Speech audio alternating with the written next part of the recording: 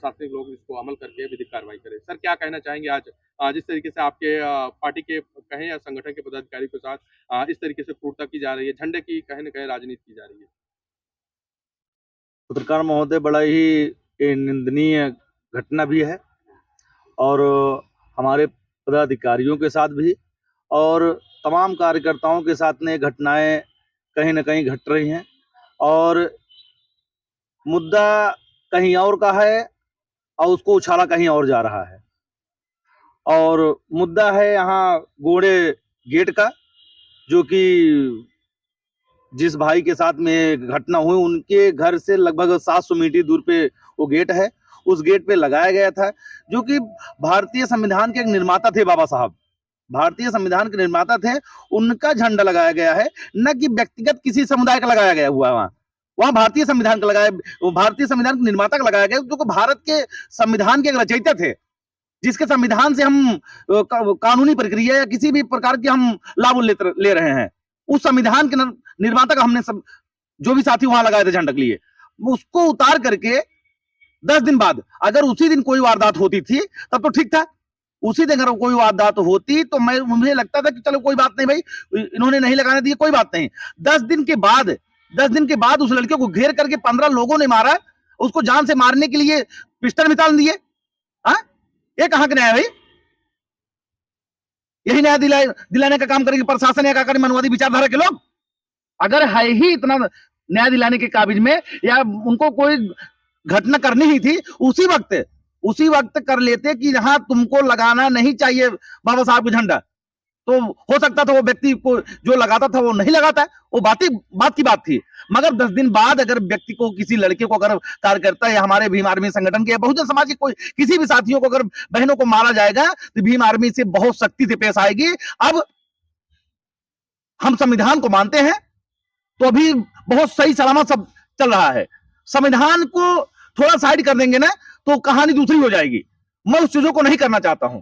मेरा निवेदन है पूरे आला अधिकारी से कि सत्ता के दबाव में बिके ना, और सत्ता के दबाव में रह करके, क्योंकि सरकारें चेंज होंगी एक दिन, तो हम पन्ने पलट कर आए हुए हैं। जिस दिन सरकारें चेंज होंगी उस पन्ने को खोल करके हर जुल्म का बदला लिया जाएगा। ध्यान रखिएगा, हर जुल्म का बदला लिया जाएगा।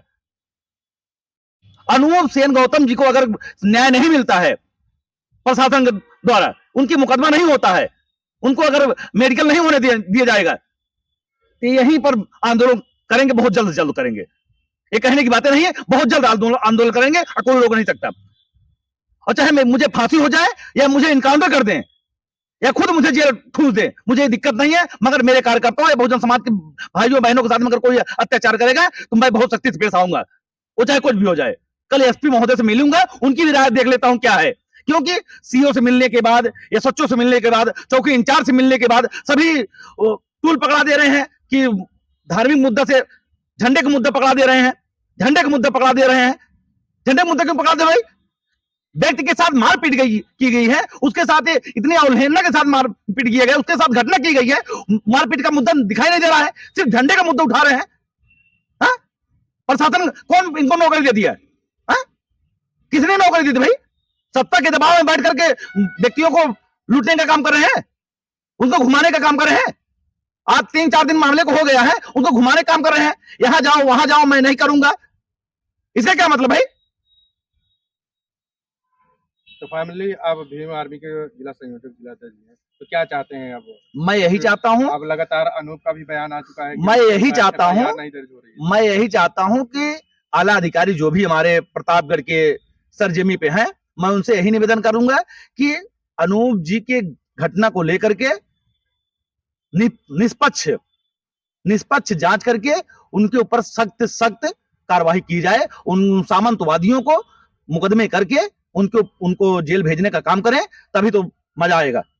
तब जानेंगे कि हाँ, आला अधिकारी बहुत निष्पक्ष होकर के बात करते हैं। क्या लगता है अगर आला अधिकारी एफआईआर नहीं दर्ज करते या फिर कार्रवाई नहीं करते तो किस तरीके से कदम उठाएगी भीम आर्मी?